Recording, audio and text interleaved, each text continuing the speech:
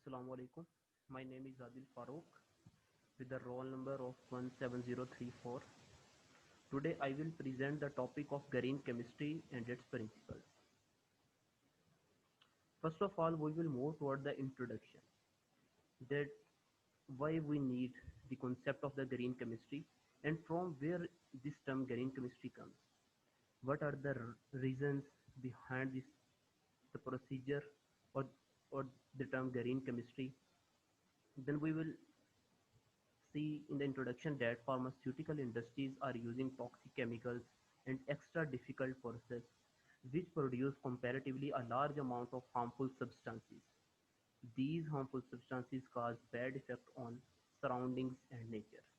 That is our pharmaceutical industries, where we manufacture or where the product of medicines are produced. A comparatively a large amount of the toxic chemicals and the harmful substances which causes bad effect on the surrounding, on the human beings and other nature are produced. So the term green chemistry have been introduced to take a care or to protect our environment from these harmful substances. The approach of green chemistry provides an environmentally friendly way to replace harmful solvents and technologies to prevent pollution. That is, we introduce green chemistry so that our environmentally friendly way, that is to protect our environment from the from those solvents and from those technologies which causes pollution in our environment, they are replaced with some alternate pattern or some alternate way. Then what is the concept of green chemistry? The green chemistry synthesis dealing out and relevance of chemical materials in such a way as to minimize the risk to environment and health of humans. This advanced access is as well called as eco-friendly chemistry, clean chemistry, in which the we discuss atom wealth, and the Benning design chemistry. That is, we use the concept of the green chemistry about all those chemicals, materials which causes an environmental risk or which causes a risk to the health of the humans. So we will discuss about these and we will discuss about their solutions. So in a general or in a short terms, we can discuss we can call green chemistry as an eco-friendly chemistry, as a clean chemistry from which our environment become clean, and the atom wealth, and from which we have an economically we gain an important wealth, and the Benning design chemistry, that is such type of the design which are helpful for the human beings. Now we'll move toward the main definition of the green chemistry. The green chemistry is the synthesis of substances in such a way that is proper, non-polluting and protected, and which require lowest amount of resources and energy but generating slight or no waste material.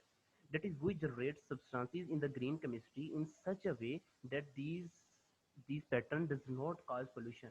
And for the production of these products, we use a very small amount or very low amount of the resources and our energy resources, but produce a very helpful amount of the energy. The green chemistry is required to minimize the harm of nature by anthropogenic materials and the process applied to generate them. The green chemistry is required that such types of the materials which are produced from the activities of the human beings and all such type of the activities that causes the harms to the environment should be minimized. The green chemistry indicates research emerges from the scientific discoveries about effluence responsiveness.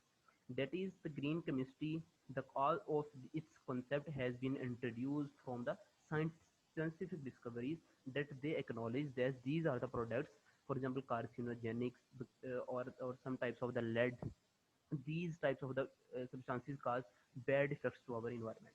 Green chemistry involves 12 set of values which minimize or eliminate the use or production of the unsafe substances. That is, we use 12 principles of the green chemistry from the science which are introduced or which are labeled by the scientific research, that how the unsafe substances can be eliminated or they can be easily protected. The principle of green chemistry can be achieved by the use of environmental friendly, harmless, reproducible solvents and the catalysts during the production of medicine and research. Another thing is that we use the principle of the green chemistry in which we use the renewable resources. We do not use the non-renewable resources. We use the resources that can be reproduced or that does not cause harmful and that are very efficient and that are and those that use very small amount of the energy for their production. The use of the ultraviolet energy, microwave radiation is in also significant way to achieve the goal of the green chemistry. We are also use ultraviolet energy and the microwave radiation for the purpose of the green chemistry. And now we will discuss some applications about in our everyday life in industry, the laboratory and in education. Now, what are the 12 principles of the green chemistry? These are green chemistry is commonly presented as a set of 12 principles proposed by the Anastas and the Warner in 1998.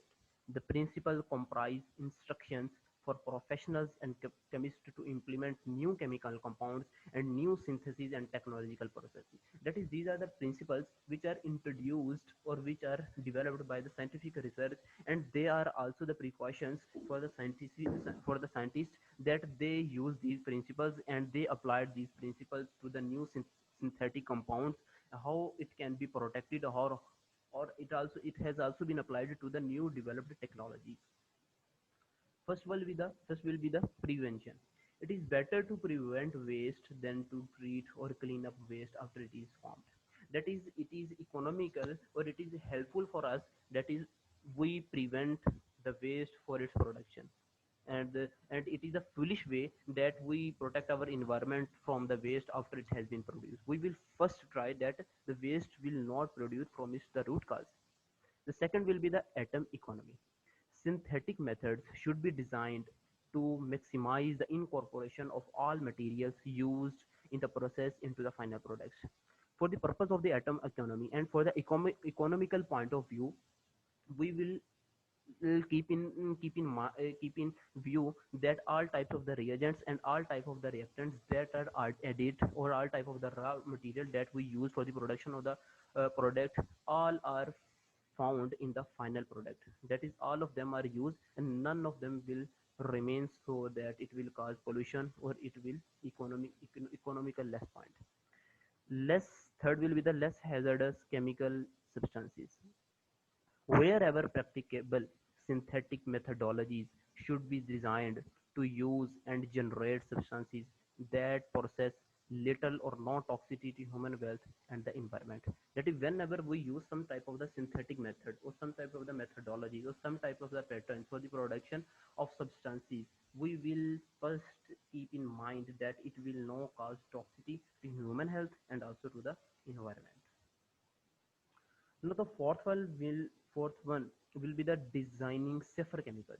Chemical products should be designed to preserve efficacy of functions while reducing toxicity. That is, the chemical products which are produced should be efficient and should be well functioning rather or they will not cause toxicity problems. The fifth one will be the safer solvents and auxiliaries. The use of auxiliary substances, for example, solvents, separation agents, etc., should be made unnecessary wherever possible and innocuous when used. That is, all type of the auxiliary substances that are used in the production of the products, for example, solvents or some type of the separating agents, they should be minimized. Their use should be minimized wherever we see that they are unnecessary, so we will skip them. And the second one will be they will be converted to some helpful or some economical products when it is possible, or we can keep this. The sixth one will be the design for energy efficiency. Energy requirements should be recognized for the environmental and the economical impact and should be minimized. That is our energy requirement. Wherever in the environment and for the economical point, we will try as far as we can that our energy requirement should be less as much as possible. A synthetic method should be conducted at ambient temperature and pressure, and the process we are conducting should occur at the normal temperature and pressure, and we will not have to provide a separate a large amount of the temperature or pressure. Then the seventh one will be the use of the renewable feedstock. A raw material or feedstock should be renewable rather than depleting wherever technically and economically practicable. That is, the raw material or the reagents we are using for the production of the product should not be depleting after their use. They are renewable, that is, they can be used again and again. The eighth one will be the reduced derivatives. Reduced derivatives, that is the unnecessary derivatization, blocking groups, protection, deprotection, temporary modification should be avoided whenever possible. That is our type of the derivatization. That is to make this products complex so that they cannot be degraded or they cannot be reused. It should be avoided as far as we can. The ninth one will be the catalysis. Catalytic reagents, as selective as possible, are superior to stoichiometric reagents. That is, we use the substances which are used in a very small amount, but they will give us an economical product, and they are being used again and again as we use catalyst again and again, but the product is continuously produced rather than the stoichiometric reagents which are used in the calculated amounts and they cannot be used again and again. The tenth one will be the design for degradation. Chemical products should be designed so that at the end of their function, they do not persist in the environment and break down into aqueous degradation products. That is, the chemical products which are produced, like some type of the mill, some type of the industry which are producing the products, they should be modified their design in such a way that it will not be remain in the environment, or it will become very difficult to degrade them, but they should be converted in the innocuous, that is, for the helpful degradation products, or that can be easily degraded or that can be easily reused. The 11th one will be the real-time analysis for pollution prevention. Analytical methodologies need to be further developed to allow for real-time in-process monitoring and control prior to the formation of hazardous substances. That is, the substances we use or the methodologies we are use should be the time following. That is, at which time we will use which type of the reagents, and all those reagents will not remain or they are not expired so that they will become as a hazardous substances. The 12th one will be the inherently safer chemistry for accidental prevention. Substances and the form of the substances used in the chemical process should be chosen to minimize potential for chemical accidents, including releases, explosions, and fires. That is all types of the harms which are occurs from the accidental of the chemicals. That is, this includes the chemical releases, explosion, and fire. These all are cause a large amount of the pollution to the environment, so they should be deal in a safer way. Now we will move toward the progress in the green chemistry. Over the past decade, green chemistry has convincingly demonstrated how fundamental scientific methodologies can be devised and applied to protect the human health and the environment in an economical beneficial manner. Significant progress has been made in key research areas such as atom economy, alternative synthetic route for feedstocks and the starting materials, biocatalysis, green solvents, bioabsorption, designing safer chemicals, energy and waste management. It is discussed that in the few past years, it has made a large amount or in the large range of the scientific research that how we can deal with our chemicals or we can deal with our environment in a protective way so that it will also protectful for our environment or it will also economical.